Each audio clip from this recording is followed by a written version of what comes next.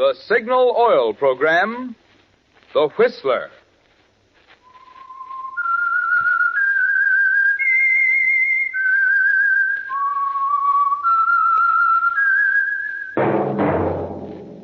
That whistle is your signal for the Signal Oil Program, The Whistler.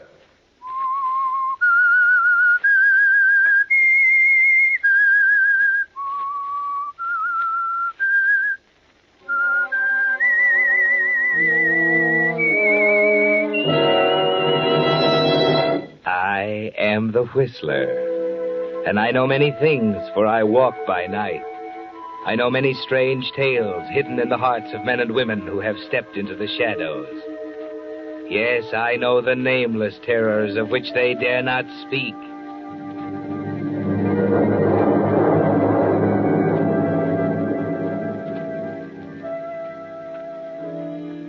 Yes, friends, it's time for the Signal Oil Program, The Whistler.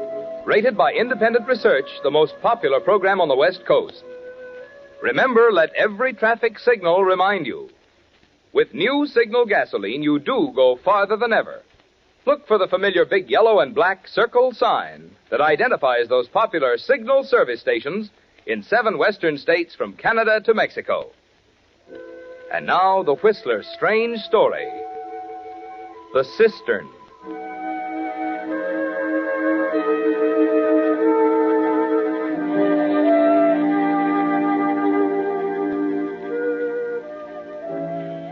There was murder on Ronnie Hartfield's mind long before he discovered the cistern in Round Valley. But the discovery, more than anything else, made him decide to do it. The groundwork had been laid, of course. He was a partner with old Hank Murphy in the gold-bearing ledge Hank had discovered on the shoulder of Sharp's Peak. $1 million in rich ore. And Ronnie owned 10% of it. That wasn't bad for a young metallurgist fresh out of college. But Ronnie wasn't the kind to think of his own 10%. No, his mind was on the other 90, and the inheritance clause in the partnership agreement. There had to be other things, of course, like the casual conversation he had one afternoon with Sheriff Dawson as they sat on the porch of the sheriff's office, looking across the lake. But that ain't what makes a law enforcement out here so much tougher than in the city. What's the first job in a murder case, for example? Find the body. Body? Yeah. Look at that lake. Look at that, Ronnie. What? The sun on that water. If I could move that lake to the coast, I could sell it for $1 million. Come around sometime during a rainstorm, and I'll close the deal for 10 cents. Why? Well, she ain't a natural lake, you know. But we've had to move this shack twice now when the water was right up the floor level. She ain't always as pretty as she looks now, blue and calm and shiny. I don't know. I think it's worth it. Yeah, you'll be a mountaineer yet, Ronnie. What was I saying a while back? You were talking about law enforcement. Oh, yeah. It was this business of bodies. You can say all you want to about city police, but let me tell you, they ain't in it with a county sheriff when it comes to a murder case. No? You see, before you do anything else, you gotta find the body. Gotta prove the guy's dead. Yeah. That's one thing in the city, but it's something else in a place like this. Oh, what do you mean? Or down in Arizona, for instance, where a man's got 20,000 square miles of country to hide the body in. I see. Funny thing, though, how bodies have a way of turning up.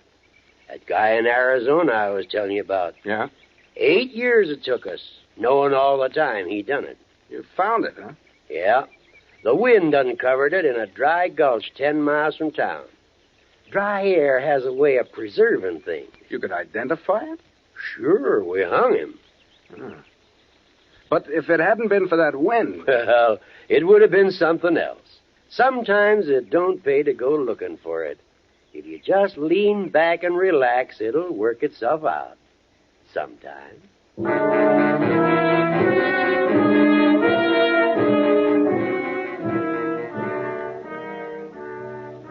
Well, Ronnie, it's odd that the sheriff should have hit upon the subject of bodies. And it's a good thing he couldn't read your mind, because everything he said made you think of the cistern in Round Valley, with the bare traces of a ruined cabin more than 100 years old nearby. You'd been exhausted the day you found it, after following a 4-point buck down the length of the ridge above and losing him there in the willows. Then, as you fought your way through the brush, your foot suddenly rang hollowly on the cover of the cistern. And there it was, deep and dark, completely lost in the tangled mass of trees. No desert wind there, was there, Ronnie? Once you dropped Hank into the cistern, he'd be there for keeps. Ronnie. Ronnie. Huh? Oh, sorry, Hank. You know what, Hank? I think Ronnie's in love. Well, what's the matter? I just been talking to you for 5 minutes, that's all. Oh, I was thinking, I guess. Just like you, Hank. Comes into my store to buy groceries and goes to sleep by the stove. He's thinking about that hole in the ground. What? What's the matter? Marge knows all about the mine. Oh, yeah. You picked yourself a pretty good partner, Ronnie, if that ledge is as good as Hank says it is. Even Stephen. I got myself a good metallurgist, too. What with a stamping mill to be built and all, this ain't no pick and shovel project, you know. Gonna take money. Oh, don't worry about that. We got that all settled, ain't we, Ronnie? Soon as Mr. Coulter sees the plans Ronnie made up. Who's Mr. Coulter? Oh, fella down the city, old friend of mine. I'm going down below to see him next week. Alone? Yeah. Ronnie thinks he better stay around and look after things. Uh-huh. What's the matter? Don't know about Hank alone in the city with all them saloons. Oh, go on, Marge. Well, last time Hank went down for a weekend, nobody saw a hide and a hair of him for 6 months. If we didn't know him better, we would have thought he was dead. Oh, my. Better keep a close tab on him, Ronnie. You're right. I'd better.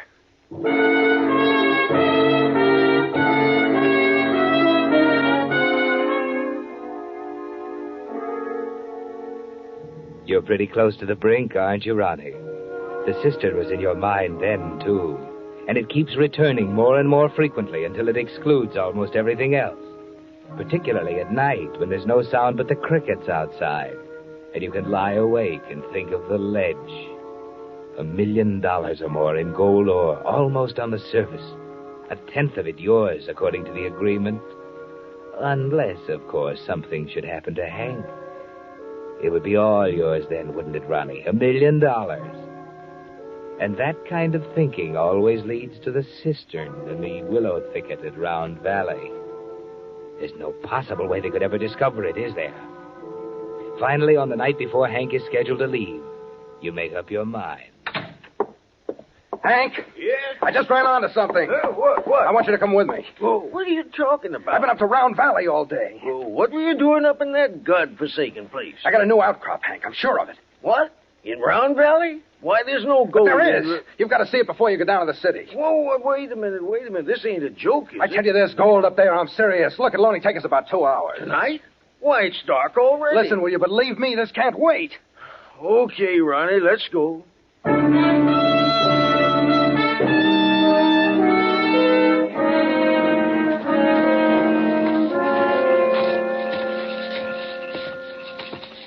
Hold the light up, Ronnie. I can't see where I'm going. It's not much farther. Why didn't we come up the other ridge? I don't see no sense in cutting across this infernal willow thicket. Wait up, will you? Over this way. Where are you? Can't you see the light? No! Went out or something. Ouch! Oh, these darn trees. I can't see a thing, Ronnie. Oh, doggone it. Where's the light, Ronnie? I can't keep my feet in this brush. Ronnie, where are you? Ronnie! Ronnie! Here I am, Hank. Oh, you... You scared me. Here's the light, Hank. Huh? Thanks. Oh! Now, the cistern.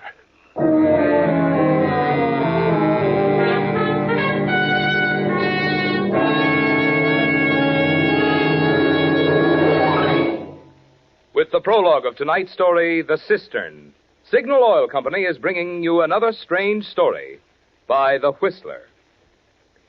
There's an old Hindu fable about the blind men and the elephant. Being unable to see an elephant, these blind men decided to feel one to determine what an elephant is like. Well, the first blind man, happening to grasp the elephant's ear, promptly exclaimed, "Why, an elephant is like a large leaf." But the second blind man, wrapping his arms around one of the elephant's huge legs, protested, "Oh, no, an elephant is like a tree trunk." And the third man, feeling the elephant's tail, shouted, "You're both wrong. An elephant is like a rope." Well, all three were right, but only partly right. And I'm always reminded of this story when I hear a motorist say, "Signal gasoline is outstanding for quicker starting." Or another say, "Signal is tops for faster pickup." Or a third say, "New Signal has higher anti-knock." Now, all three are right, but only partly right. For in New Signal, you get all three advantages: quicker starting, faster pickup, and higher anti-knock. But in addition, there's a bonus of extra mileage. For because of the amazing power in Signal's new super fuel that helps you get this greater efficiency, this extra performance from your motor, you actually go farther than ever with New Signal gasoline. And now, back to the Whistler.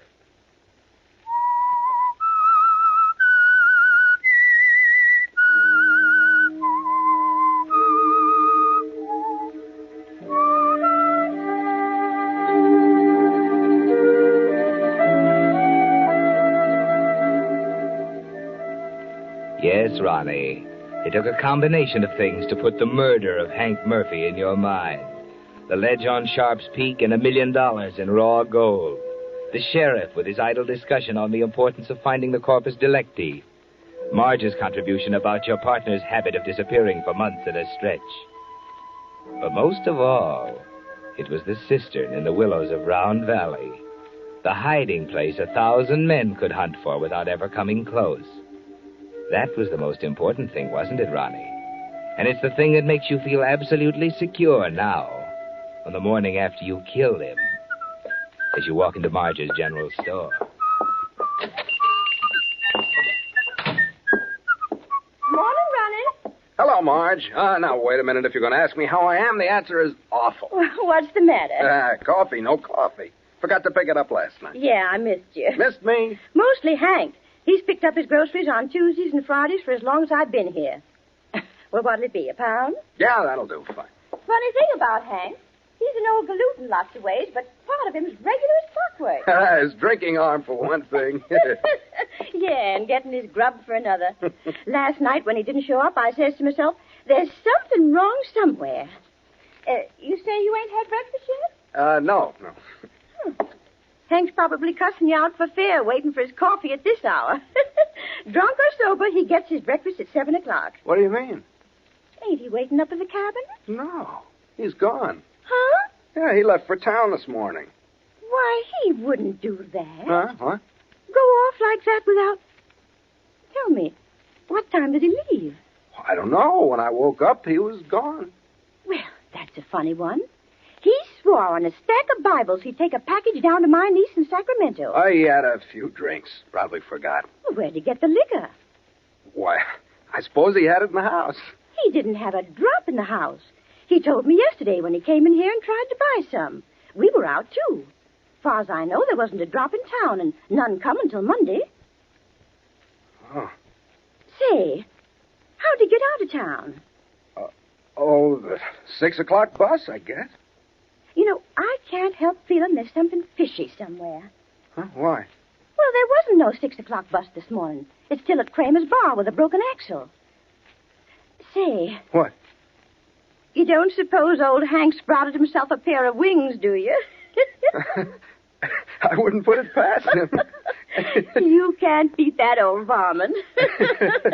I told you keeping a tab on him was no sin. It's funny, though, ain't it? What? About that package for my niece. Hank never done a thing like that, long as I can remember. Forgetting that away. You know, that's not like Hank at all.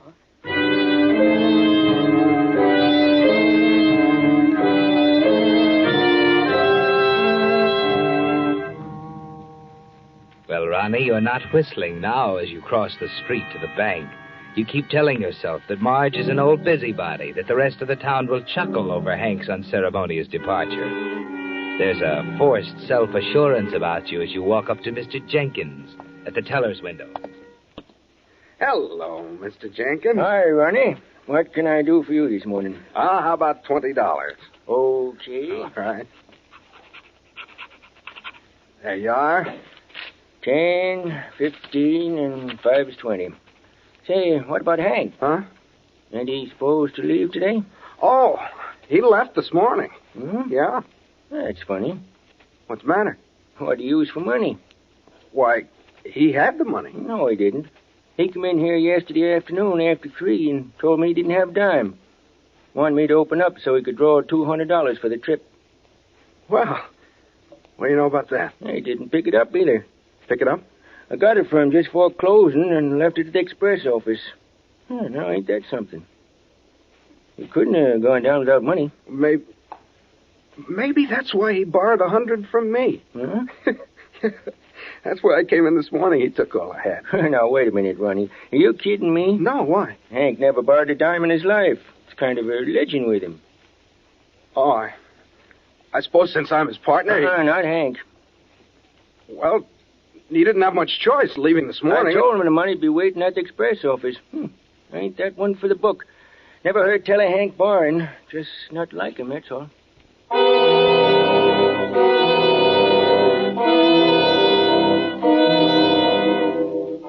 You're beginning to thank your lucky stars for the Cistern, aren't you, Ronnie? During the next few days, the town's curiosity about Hank doesn't die down. It changes first into wonderment, then into genuine worry. There's a feeling in the air that something is wrong. It hangs over the town like a cloud. And as the days go by, you begin to notice the conversation suddenly hushed as you approach, the penetrating, curious glances, the feeling of terrible doubt. Then, just a week after Hank's disappearance, you come home to the cabin to find the sheriff waiting for you. Uh-oh. Hello, Ronnie. Oh, hello, Sheriff. What do you want? Just dropped by to say hello. Getting a mite worried about Hank. Yeah, so am I. Are you? What do you mean? Nothing. Curious, ain't it, how a man can get out of town without transportation or money? He had money. Maybe. And maybe he could have got liquored up without liquor, too. I don't know where he got that. Kind of jumpy, ain't you? Well, I'm getting sick of this talk, all this insinuation behind my back. Nobody's insinuating, Ronnie. We're just a mite worried, that's all. I tell you, he's probably in San Francisco right now. That's just it, he ain't. Just picked up this wire from the telegraph office. Take a look. Huh? Been expecting Murphy for a week. Where is he? Colder. Whoa. He's probably in some bar down there. No. What do you mean? He used to disappear for months at a time. You just don't know Hank. If there's money mixed up in it anywhere, there ain't a soberer man in the county. You're crazy. Hank was a drunk, and you know it. Was? I mean, he is. Ain't it funny that you and I were talking about murder cases just the other day? Now, listen here. I have... Better see who it is.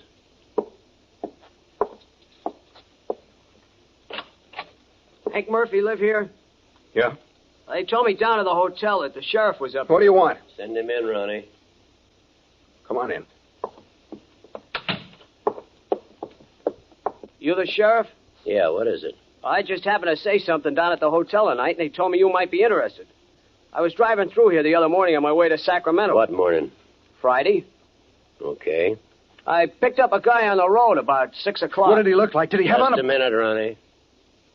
Tell us what he looked like, son. Oh, I'd say about 55. Kind of bald up here with gray hair and a mustache. I think he was kind of drunk. Said the bus wasn't running. Do you have a suitcase? Yeah. And I think he was wearing a black suit. I see. 6 o'clock last Friday morning, huh? Yeah, I took him down the road a ways. Let him off at the Sacramento highway. Satisfied, Sheriff? Might be. Like I was telling you, Ronnie, sometimes it don't pay to get all worked up over these things. They have a way of solving themselves sometimes. Well, I better be getting home. Looks like we're in for a storm.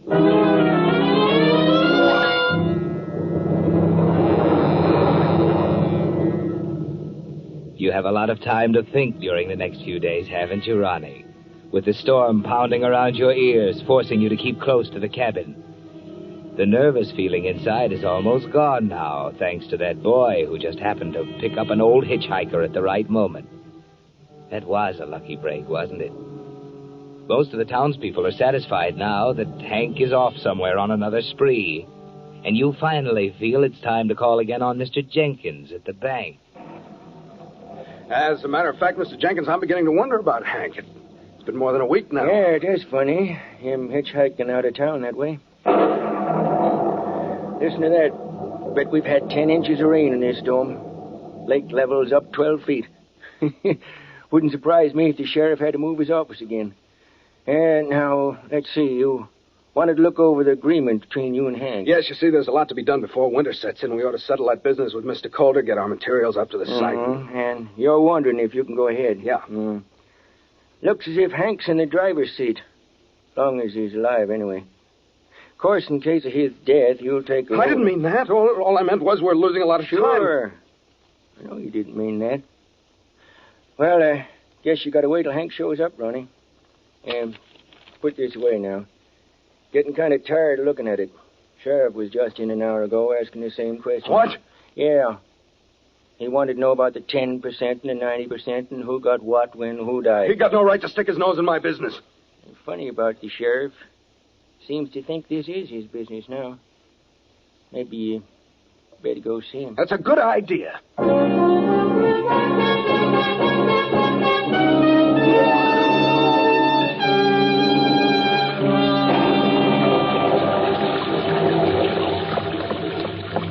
Well, Ronnie, kind of wet for you to be running around, ain't it? That doesn't seem to bother you, does it, Sheriff? That lake's beginning to bother me, I'll tell you. Look at her down there, 20 feet away. That's not what I'm talking about. Well, sit down on the porch here and tell me what's eating you. Let's go inside. Nothing doing. I want to keep an eye on that lake. Now, what's the matter? When are you going to admit you're wrong? About Hank? Yes. Well, I'll likely admit I'm wrong on the day that Hank walks up to this porch like he used to and says, "Howdy, Sheriff. Have a cigar." Trouble is, that ain't never going to happen. So I reckon I ain't never going to admit I'm wrong. That answer your question? He left town. Didn't that kid satisfy you? No. Could have been someone else. Who? Don't know. Too bad no one had a picture of Hank. Don't you see what you're doing with your stupid guessing? They all think I killed him. Well, Well, what? they're right, ain't they? They're wrong, I tell you. He was gone when I Now, woke... wait a minute, Ronnie. Hank was nothing more than a hunk of clockwork. He never went off his schedule. You just didn't know him well enough. That's why I know you killed him, Ronnie. I know why, and I think I know how. But just like I told you, when it comes to finding a body, a county sheriff has a job on his hands. And, of course, we can't do nothing till we find the body. I tell you, you've got no right to talk... Take it easy, son. Now, wait a minute. If you're trying to bluff me, it won't work. I ain't bluffing, Ronnie. You see, all the time you and Hank were supposed to be inside your house having a few drinks before he took off, the house was empty, wasn't it? Because you happened to be off somewheres killing him at the time. I happen to know, because I dropped by at 10 o'clock to deliver Marge's package. Don't worry, though. I can't do nothing until I find the body, and like I told you, that takes time. Oh, no. 8 years, that time in Arizona, but we got him the day after that windstorm. County sheriffs just got to have patience, you know. Matter, Ronnie? Nothing. You're white as a sheet. What you looking at? It's nothing, I tell you. You sick? If it's all right. Oh, it's all wrong. Something's haywire somewhere. What are you staring at? Good Lord. Why, it's... Do you see it, too? In the water. The edge of the lake. It's Hank's body. No, it's not. It can't be. Come on, let's take a look. No, I can't. I said come on.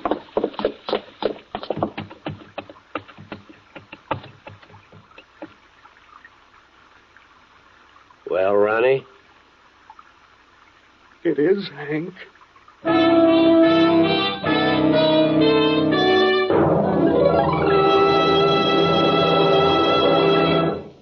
The Whistler will return in just a moment with the strange ending of tonight's story. Meantime, with reconversion occupying the spotlight today, here are some facts I think you'll be interested in. You know, of course, the vital role that independent businessmen played in the building of America. And you know that today more and more men are expressing a desire to get into business for themselves. But did you know that my sponsor, Signal Oil Company, has for over 14 years sold its products only through independent businessmen? Substantial, responsible men who are so earnest about their business of serving the motoring public that they're willing to invest their own money in it. Naturally, signal dealers are carefully chosen for their ability and integrity, which explains why the average dealer has been with Signal Oil Company over 7 years. So you see, there's a good reason why you find more conscientious, experienced men operating signal stations, and why signal dealers, with an incentive to build their own business, naturally give your car more thorough service that does help it go farther. And now, back to the Whistler.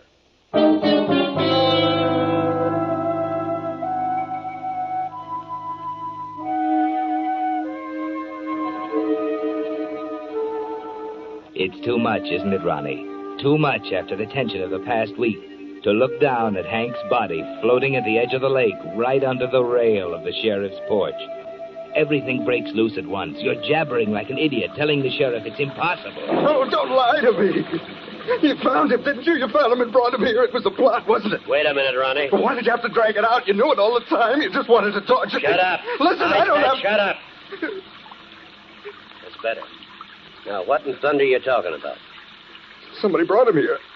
I put him in the cistern. Cistern? In Round Valley in the willows. Cistern in Round Valley? There ain't no such Yes, thing. there is, in the willow thicket that runs along the bottom. Wait a minute.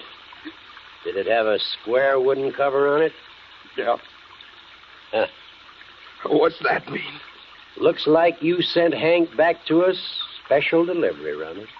What? It was dry, of course, until this rainstorm. It was dry when you put him in it, wasn't it? Yeah. You see, it ain't a cistern, Ronnie. It's an underground water flume. What? A water flume. Carries the water underground from the upper lake to this one. When she overflowed up above, the water just picked up Hank and delivered him right to my door. Like I said, Ronnie, sometimes it just don't pay a county sheriff to get all excited and go running over the hills. It pays to just lean back and wait sometimes.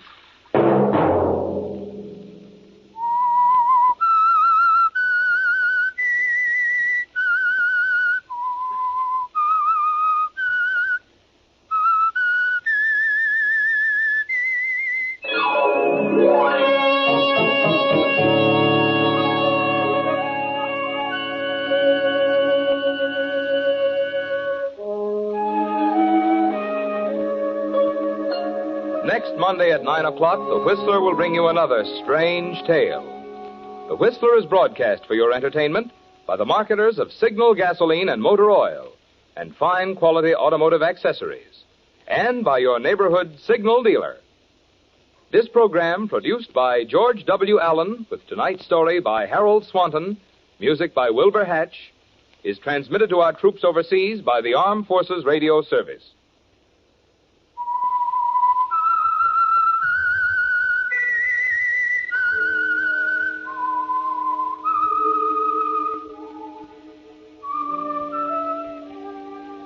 That whistle is your signal for the Signal Oil program, The Whistler. This is Marvin Miller speaking, reminding you to look for those familiar yellow and black circle signs that identify those popular Signal Oil stations in 7 western states from Canada to Mexico. This is CBS, the Columbia Broadcasting System.